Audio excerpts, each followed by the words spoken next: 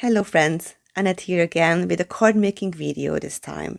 I am sure you are as excited about the December release of Pinkfresh Studio as I am. It is an all stencil release. This is something different and I just love all the possibilities that you can do with a stencil. Blending, dry embossing, applying some kind of medium through it, or use it as a guide to draw something nice and color it with watercolor or markers. So many uses. Today I am creating with the daisy wreath layering stencil set as my main element, and I use diamond plaid for one of my cards and the layering sunburst for the other. The sunburst stencil set has 3 layers, and the daisy wreath has 5 layers, and a die to cut the image. Using the stencils is really easy.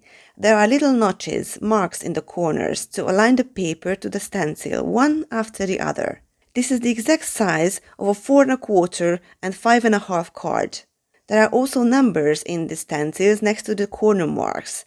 These show you the best order of the stencils, but it is only a recommendation, so you can change the order or leave one out. It is really up to you. I use a Nina Solo white card base and secure it to my stencil. I start with the leaves and the mint ink. You can make a light blend or use more saturated colors. For darker, more saturated effect, you can dab the color through the stencil a bit. This is a real-time speed. I just wanted to see you how it looks when I do it in real time, but later I will speed it up because it would be too long to see everything in real time.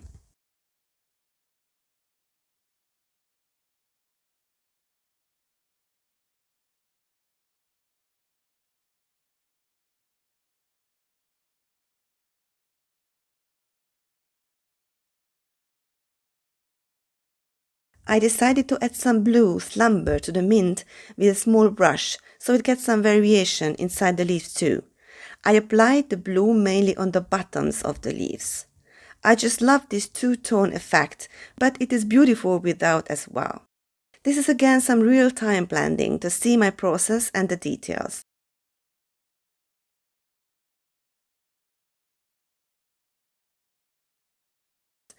And the big reveal every time is so exciting and oh, so beautiful. Cleaning the stencils is really easy. Just wipe it with a dry cloth or some wet baby wipes. And when the ink leaves some stain, like yellow and red most of the time they do, just use some stamp cleaner and it will remove every excess. The next layer is the flowers. I aligned the stencil with the help of the marks. If you are unsure, you can always check the design on the back of the packaging. For the flowers, I use soft lilac, and for the flower buds and the inside of the flowers, I use lavender. I want to achieve some color variation inside of big flowers too.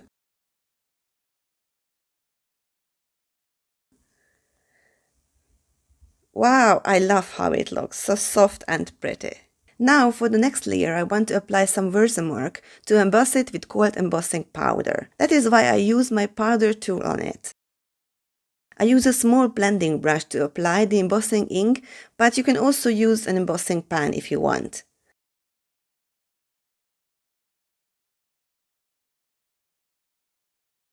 The result is beautiful. Now to the inside of the flowers. Here I use some yellow as I embossed with gold and I need some more shiny color on the card. On the last layer I do something different again. I am using the stencil as a guide for drawing on the almost finished image. I use a glittery green blue gel pen. This was my first attempt of drawing through the stencil, so I checked several times if it is looking like I imagined before. You never know if your idea will work unless you try it. I love the intricate lines inside the leaves. It is even more detailed this way. Then I went back to the flower layer and added some more saturation to the flowers because I think it was too faded in my opinion. I cut the daisy wreath with the die. If you align the layers carefully using the notches, then it should be perfect fit. Do you see that beautifully blended sunburst background? Well, this is what I made for the background for this daisy wreath, but I changed my mind and I didn't use it. I will use it on another card. I used the layered sunburst stencil set with all of its 3 layers for dry embossing. I tape them together and then to the paper, and I run it through my spellbinders machine. The layering is first the big base plate, and then the embossing foam sheet, and then comes the stencil with the paper facing up, and then the embossing plate on the top. The result is simply stunning. I love this technique so much. Amazing details. But I went further with creating even more texture on the background, and I used my sewing machine with some embroidery stitches. I even made some little bows with the hanging thread. It is really lovely. I raised the wreath with foam tape for more dimension. Then came the next idea with the vellum. I cut a vellum circle for the inside of the wreath, and I embossed a lovely sentiment with gold on it. I was looking for the right one that fits inside the wreath, and finally I used a lovely sentiment from the Just a Little Lovely stamp set. Some glossy accents inside the flowers and some jewels as finishing touch, and I called my card ready. I made a pair to this card with different colors and a beautiful rainbow ink blended background using the diamond plaid layering stencil. I cut the wreath in half to create different design, and I embossed the detail layer inside the flowers with clear embossing powder. I love the colorful background together with the all blue flowers.